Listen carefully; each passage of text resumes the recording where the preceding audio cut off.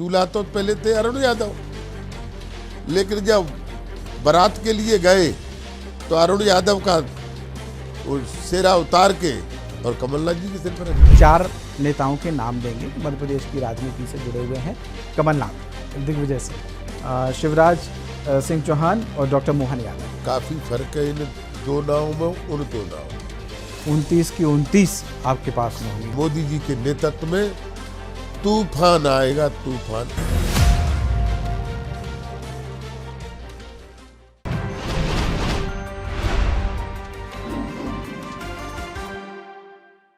मध्य प्रदेश में मोहन सरकार अब पूरे दमखम के साथ अपने कामकाज में जुट गई है और टीम मोहन के जो मेंबर हैं वो भी अब पूरे दमखम से अपने अपने विभागों को संभालने के बाद कामकाज में जुटे हुए हैं। हमारे साथ आज टीम मोहन के एक खास मेंबर मध्य प्रदेश के कृषि मंत्री ईदल सिंह कंसाना जी हैं। ईदल सिंह कंसाना जी, आपका बहुत स्वागत है हमसे बातचीत करने के लिए। Thank you. कंसाना जी, मेरा पहला सवाल आपसे इस संबंध में है कि आपने जब से चार्ज संभाला है तब से लेके अब तक, वैसे तो मध्य प्रदेश में किसान और एग्रीकल्चर को लेकर बहुत काम हुआ है, अभी आप कोई खाका तैयार कर पाए हैं क्या कि किस तरीके से आगे बढ़ना है? देखिए, मैं किसान हूँ, किसान का बेटा हूँ। मुझे मालूम है कि हमारी किसान की आयु दुगनी कैसे हो। हमारे किसान की खेती, चाहे वो सरसों हो, चाहे बाजरा हो, चाहे गेहूँ हो, चाहे चना हो, जो भी हमारे किसान की जो फसलें हैं, वो फसल कैसे अच्छी से अच्छी आए और सुरक्षित किसान के घर में आए, ये मैं भली भांत जानता हूँ। इसके लिए हमने प्लान तैयार हमारा पहले से ही था, आज कोई नई बात नहीं है। हमारे किसान की फसल कहना चाहिए बगैर बीमारी के, बगैर कीटाणु के, बगैर कोई रोग के हमारे किसान के घर में कैसे आए, ये मैंने सबसे पहले तैयारी की है। और वो हमारी तैयारी है, सबसे पहले हम किसान को अच्छा बीज देंगे और बीज की जब गुणवत्ता होगी तो हमारे खेत में जो अच्छा बीज बोया जाएगा तो अच्छी फसल होगी। और उस अच्छी फसल को हम घर में कैसे सुरक्षित लाएं, उसके लिए हम जो कीटाणु होते हैं जो हमारी फसल को नष्ट करते हैं, उसके लिए हमने व्यवस्था की है। और मैं माननीय मुख्यमंत्री से भी जल्दी चर्चा करने वाला हूं और केंद्रीय हमारे एग्रीकल्चर मिनिस्टर से भी चर्चा करने वाला हूं कि चूँकि हमारे किसान जो छोटी मोटी जो मशीनें होती हैं, बड़े बड़े काश्तकार हैं, वो उससे छिड़काव पूरा नहीं हो पाता, तो उसके लिए उनके जो छिड़काव के लिए उस कीटाणु को मारने के लिए हम ड्रोन के जरिए उसका हम छिड़काव करना चाहते हैं। और जब ड्रोन के जरिए हमारे बड़े बड़े किसानों का छिड़काव होगा तो उनकी फसल सुरक्षित आएगी और फसल अच्छी से अच्छी, ज़्यादा से ज़्यादा तादाद में उनके घर में फसल सुरक्षित पहुंचेगी। ये मेरा प्लान है। दूसरा, हमारे किसान की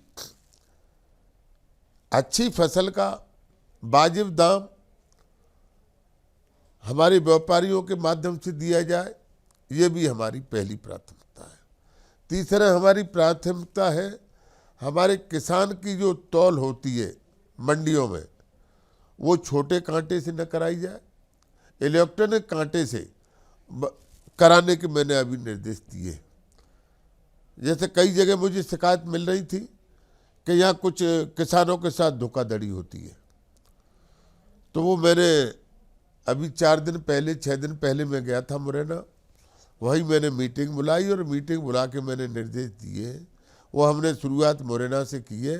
छोटे कांटों से तौल न कराकर इलेक्ट्रॉनिक बड़े कांटों से तौल होगी तो किसान का बिल्कुल ईमानदारी से, जिसे कहना चाहिए धर्म कांटा, वो एक तरीके का धर्म कांटा है। ऐसे घी और सुन्ना ऐसे तुलता है, ऐसे तौल होगी। हमारे किसान के साथ 10 रुपये 1 रुपये की भी बेईमानी नहीं होगी। ये मेरी पहली प्राथमिकता है। तीसरी चौथी प्राथमिकता है हमारी मध्य प्रदेश की जो भी A class, B class, 2 class ये मंडियां हैं, इन मंडियों में गेस्ट हाउस और रेस्ट हाउस।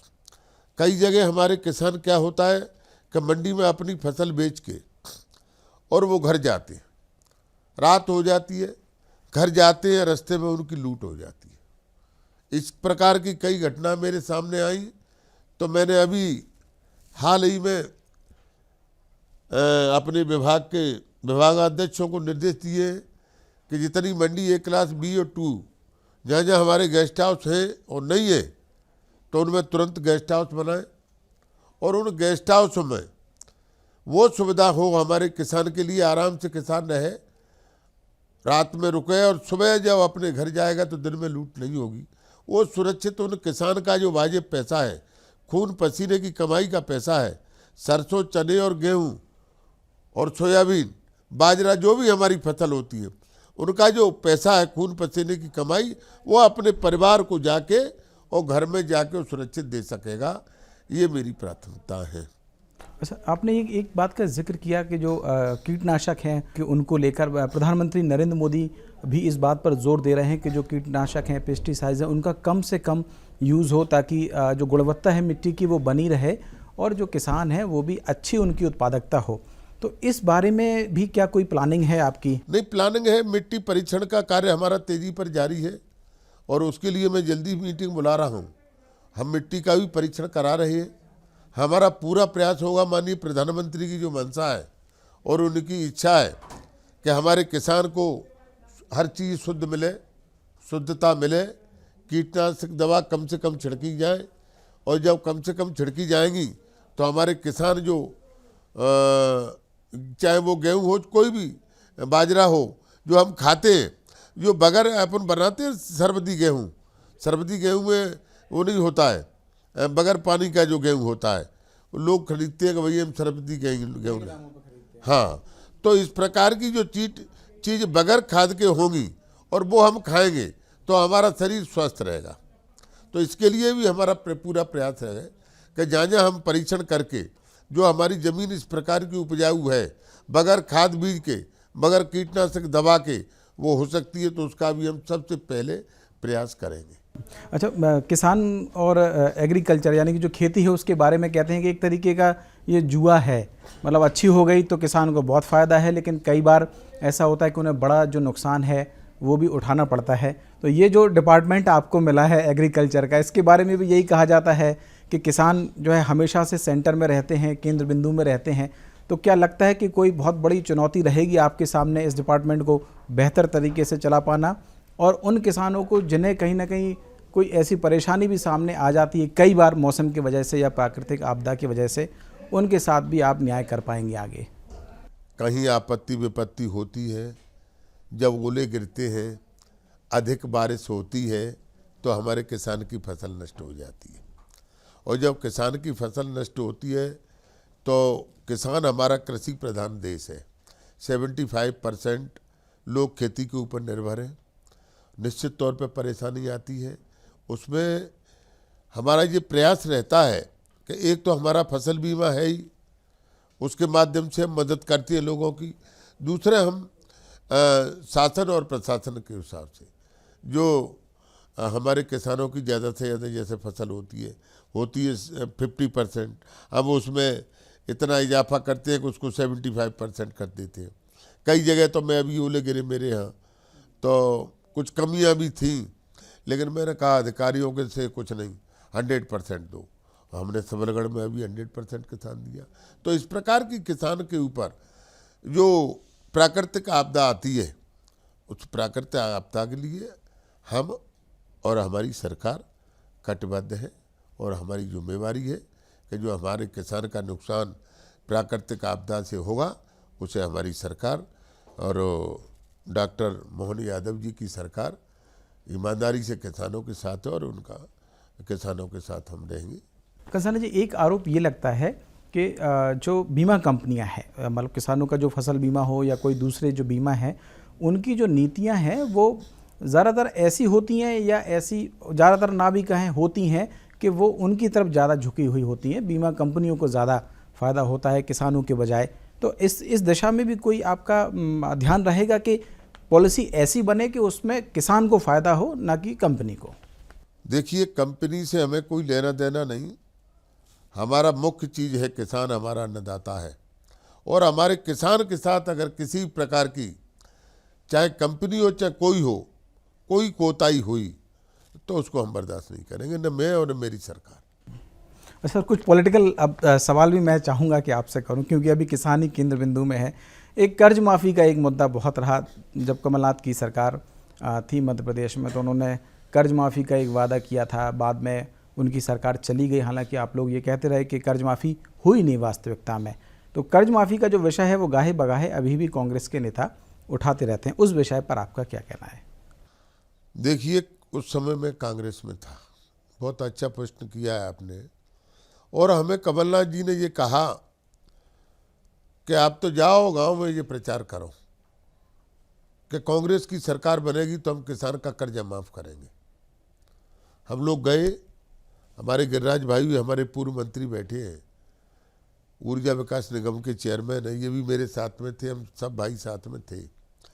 और हमने गांव-गांव में किसानों को कहा कि हमारी सरकार बनाओ और हमारी सरकार बनेगी तो हम आपका किसान का कर्जा माफ़ करेंगे।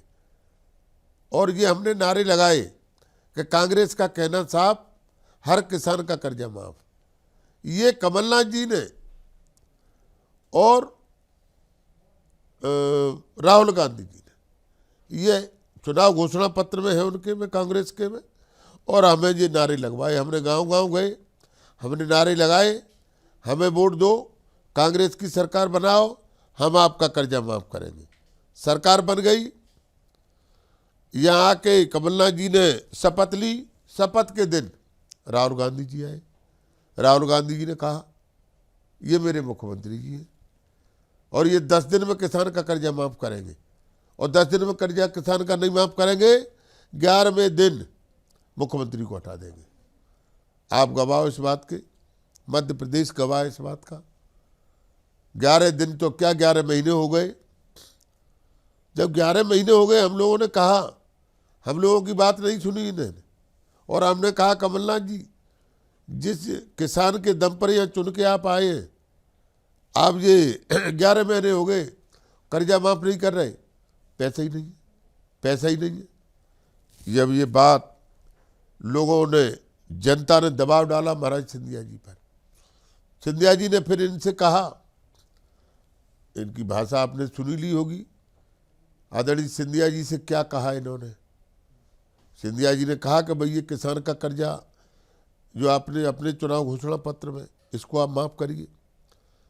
और बोले माफ़ नहीं करेंगे तो तुम क्या करोगे। महाराज ने कहा कि मैं जनता के साथ हूँ। तो उन्होंने नहीं, महाराज ने नहीं कहा सड़क पर उतर जाऊँगा, उन्होंने ये कहा महाराज ने कि मैं जनता के साथ हूँ। जिस जनता को हम वायदे करके आए हैं और आपकी सरकार बनाई है, तो मैं जनता के साथ हूँ। तो कमलनाथ जी के शब्द थे कि आ जाइए सड़क पे।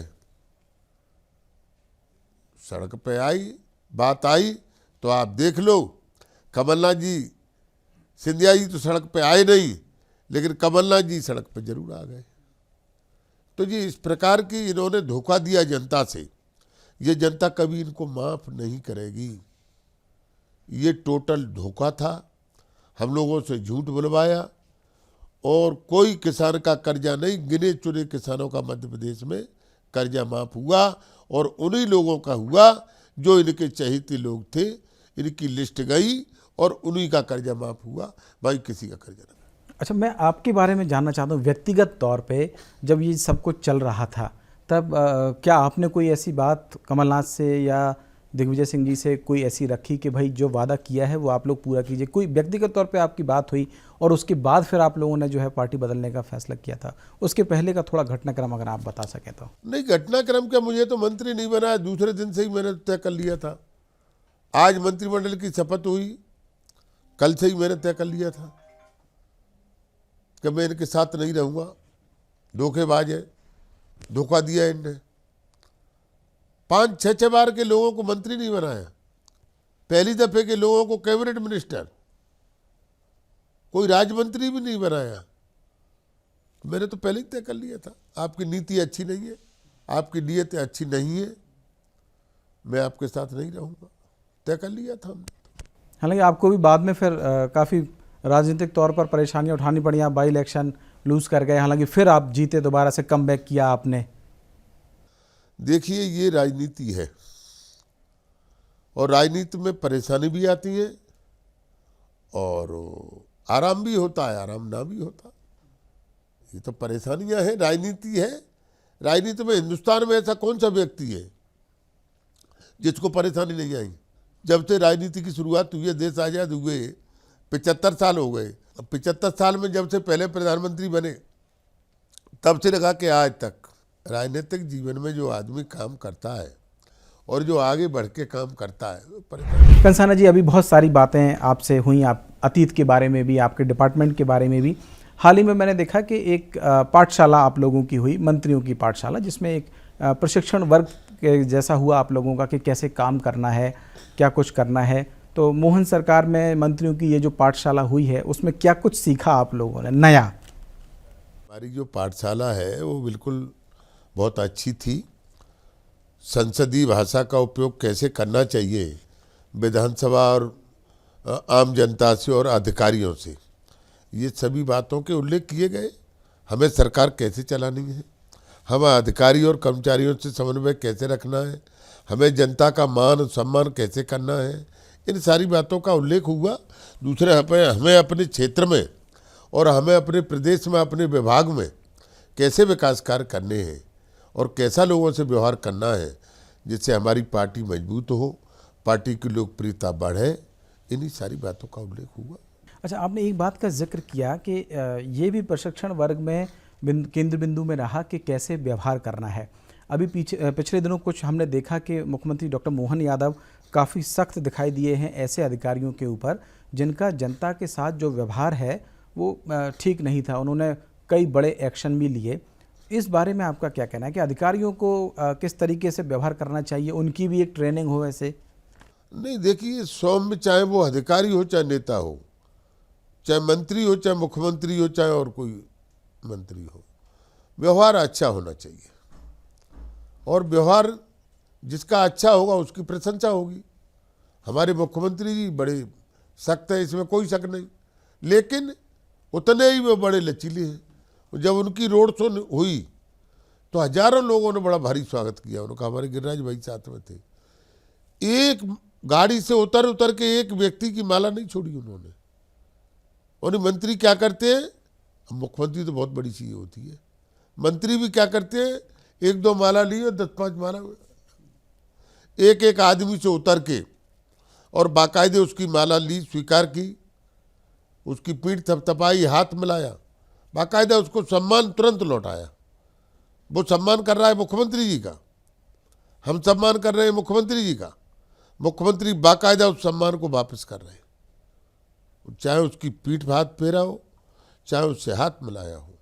तो इस प्रकार का व्यवहार है, बहुत अच्छे मुख्यमंत्री है, व्यवहार कौशल है, योग्य है, अनुभवी है, डॉक्टर है। तो किसी भी प्रकार की कहीं कोई हर चीज़ से परिपक्व हमारे मुख्यमंत्री जी हैं और हमें पूरा भरोसा है कि डॉक्टर मोहन यादव के नेतृत्व में मध्य प्रदेश में जो विकास की गति थी वो विकास की गति और तेज होगी, धीमी नहीं होगी, ऐसा हमें पूरा भरोसा है। अच्छा, मैं लोकसभा चुनाव की तैयारियों के बारे में अगर बात करूं तो अभी तक 29 में से 28 सीटें बीजेपी के पास हैं। इस बार आप लोग कह रहे हैं कि 29 की 29 आपके पास में होंगी। तो क्या कुछ रणनीति है लोकसभा चुनाव को लेकर आप लोगों की, और ख़ास तौर से जिस क्षेत्र से आप बिलोंग करते हैं, ग्वालियर चंबल से, उस क्षेत्र में क्या कुछ तैयारी है चुनाव के लिहाज से? देखिए, रणनीति बन गई, सारा हिंदुस्तान समझ रहा है। रणनीति का फैसला 22 तारीख को हो चुका है। हिंदुस्तान की जनता ने फैसला कर लिया, स्वीकार कर लिया और आदरणीय मोदी जी के नेतृत्व और अमित शाह जी के नेतृत्व में देश में जो ऐतिहासिक कदम हुआ है, देश 75 साल हो गए देश को आज़ाद हुए, 75 साल से और 500 सालों से जो राम मंदिर की मांग थी वो 22 तारीख को पूरी हो गई। तो अब कोई बचा नहीं है, कोई मुद्दा नहीं है, हमें कोई मुद्दा बनाने की ज़रूरत नहीं, हमें रणनीति बनाने की ज़रूरत नहीं है। अब तो ये चुनाव 2024 का चुनाव हिंदुस्तान की जनता लड़ेगी और मोदी जी के नेतृत्व में तूफान आएगा, तूफान, आंधी नहीं आएगी, तूफान आएगा। और ये लोग तो कह रहे हैं कि 400, हमारे कांग्रेस के भाई कह रहे हैं 400, मुझे नहीं समझता कि कुछ बचेगा इनके लिए। मुझे पूरा भरोसा है हिंदुस्तान की जनता। अच्छा, 22 तारीख का आपने जिक्र किया, तो 22 तारीख को जो भव्य आयोजन अयोध्या में हुआ भगवान रामलला की प्राण प्रतिष्ठा का, उसके निमंत्रण को कांग्रेस ने स्वीकार नहीं किया। आप लोगों ने सवाल भी उठाए कि ये तो भगवान का आयोजन है, इसमें उनको जाना चाहिए, क्यों नहीं गए होंगे? आपको क्या लगता है कि राहुल गांधी जी, सोनिया गांधी जी के मन में क्या रहा होगा? विनाश काले विपरीत बुद्धि। जो व्यक्ति भगवान को नहीं पहचान रहा और जब चुनाव आता है तो ढोल मजीरा लेकर मंदिर में चले जाते हैं, वो भगवान को जानते ही नहीं। भगवान को हम जानते हैं। भगवान का हिंदुस्तान का हिंदू जानता है। भगवान की इच्छा शक्ति, भगवान की ताकत हमारे देश के आदरणीय प्रधानमंत्री नरेंद्र मोदी जी जानते हैं। हमारे देश के गृह मंत्री आदरणीय अमित शाह जी, नड्डा जी जानते हैं कि भगवान की ताकत क्या है। हम और आप सब इस बात को समझते हैं। जमीन आसमान कैसे रुका है? ये किसकी ताकत से रुका है? ये कांग्रेस की ताकत से नहीं रुका है, ये भगवान की ताकत से रुका है। तो भगवान का मर्म वो क्या जाने? भगवान का मर्म हिंदुस्तान का हिंदू जानता है। और हिंदुस्तान के हिंदुओं पे, दिलों पे राज करने वाले हमारे देश के लोकप्रिय प्रधानमंत्री, देश के नहीं विश्व के सर्वाधिक लोकप्रिय प्रधानमंत्री आदरणीय नरेंद्र मोदी जी जानते हैं। लेकिन कांग्रेस के नेता आरोप ये लगाते हैं कि आप लोग इसका राजनीतिकरण करते हैं, भगवान का या मंदिर का, ऐसा उनका आरोप रहता है। कांग्रेस को हर चीज में राजनीति नजर आती है। आपको याद होगा जब उनकी सरकार बनती है तो ईवीएम याद नहीं आता, और जब भारतीय जनता पार्टी की सरकार बनती है तो ईवीएम हैक कर लिए, ईवीएम याद आ जाते, फिर ईवीएम खराब। और जो उनकी सरकार बन गई, कर्नाटक में सरकार बन गई, ईवीएम ठीक। मध्य प्रदेश में सरकार बन गई, राजस्थान में सरकार बन गई, छत्तीसगढ़ में सरकार बन गई, ईवीएम हैक। उन लोगों को कांग्रेस की आदत में आ गया है। झूठ बोलना कांग्रेस की आदत में आ गया है। आरोप लगाना, मैं तो ये कहूँगा कि कांग्रेस ने आज जो भारतीय जनता पार्टी का निमंत्रण अस्वीकार किया है, राम मंदिर न जाना निमंत्रण अस्वीकार किया है, ये हिंदुस्तान के हिंदुओं का अपमान किया है। इन्होंने हिंदुस्तान के हिंदुओं का अपमान किया है। भारतीय जनता पार्टी का अपमान नहीं किया, हिंदुस्तान के हिंदुओं का अपमान किया है। और आप देख लेना 2024 के चुनाव में ये हिंदुस्तान के हिंदू कांग्रेस को माफ नहीं करें। इस सेगमेंट में हम आपको 4 नेताओं के नाम देंगे जो मध्य प्रदेश की राजनीति से जुड़े हुए हैं। 2 आपकी ही पार्टी के नेता हैं और 2 विपक्ष के नेता। मैं चाहूँगा कि एक एक करके मैं उनके नाम आपको बोलता जाऊँगा। कमलनाथ, दिग्विजय सिंह, शिवराज सिंह चौहान और डॉक्टर मोहन यादव। काफ़ी फर्क है इन 2 नामों में, उन 2 नामों में। ये दोनों नाम ईश्वरवादी नहीं है, वो दोनों नाम ईश्वरवादी हैं। ये दोनों नाम सत्तावादी हैं, और वो दोनों नाम सत्तावादी नहीं, जनता के सेवकवादी हैं। इन दोनों के मन में, चाहे वो डॉक्टर मोहन यादव हों, चाहे शिवराज सिंह जी हों, ये जब से जगते और सोते वक्त तक एक ही टीस रहती है इनके मन में कि हमारे प्रदेश की जनता कैसे खुशहाल रहे, प्रदेश का हर सर्वहारा वर्ग का उत्थान कैसे हो, इनका विकास कैसे हो। ये वो लोग हैं। और ऊपर वाले जो नाम आपने बताए हैं, मैं इनका बड़ा सम्मान करता हूं दोनों का। मेरे आदरणीय, मेरे से बड़े हैं, लेकिन इनके मन में जनता के प्रति कोई आस्था नहीं है, कोई भाव नहीं है। ये सिर्फ ये चाहते हैं कि हम राज करें, और राज करके कैसे जनता को बेवकूफ़ बना के और राज करें। और राज करने के बाद तो क्या करते हैं वो, इसके बारे में क्या कहूँ। इनके सोच में उनके में जमीन आसमान का अंतर है। इनका सोच जनता हितैषी सोच नहीं है, इनका सोच ये जनता के हितैषी नहीं है। मैं आज फिर कह रहा हूँ, और ये दो नाम आपने जो बताए हैं ये जनहितैषी है। और फिर चारों के बारे में मैं तो यही कहूँगा कि चारों बहुत अच्छे हैं जी। बुरा जो देखने में चला बुरा न मिलिया कोई, और जब दिल खोजा आपना तो मुझसे बुरा न कोई। मैं तो ये कहता हूँ सब अच्छे हैं, मैं खराब हूँ। कंसाना जी, मेरा एक आखिरी सवाल आपसे रहेगा कि आप जो चुनाव है वो लगभग लोकसभा के आ ही गए हैं। आप सामने यानी कि विपक्ष की है, उसमें जो कमान है वो अब बदल गई है। वो जीतू पटवारी जी के हाथ में कांग्रेस की कमान है। कोई मुकाबला किसी तरीके का आप देख रहे हैं और उनके हाथ में कमान आई है कमलनाथ जी से हट के, तो इस बारे में भी मैं चाहूँगा कि आपकी कोई टिप्पणी। देखिए, कमान चाहे जिसको दे दो, ये अनाड़ी लोग हैं, चाहे जीतू पटवारी हो चाहे जो भी हो, ये कमान तो अब भगवान राम के हाथ में है, 2024 की कमान। और वो तो 3 निकल चुके, चारों तरफ तर्कस फैल गए। और ये बेचारे जीतू पटवारी तो हमारे कल के साथ के हमारे मित्र हैं, मेरा मित्र हैं जीतू भाई, अच्छे आदमी है, ये कुछ नहीं कर पाएंगे। और ये कुछ करते होते, और जीतू पटवारी बेचारे तो 50 जाते, काहे को हट जाते चुनाव। तो फूके हुए सेल है, अब फूके हुए सेल को आप चलाना चाहो, उजेला करेगा क्या? नहीं करेगा। फूक गया वो फूक गया, लेकिन अब ठीक है, फूके हुए सेल पे भरोसा किया है राहुल गांधी जी ने, अच्छा करना चाहिए। इस मध्य प्रदेश में कांग्रेस में तो अगर किसी ने उस समय जान फूंकी तो वो थे अरुण यादव।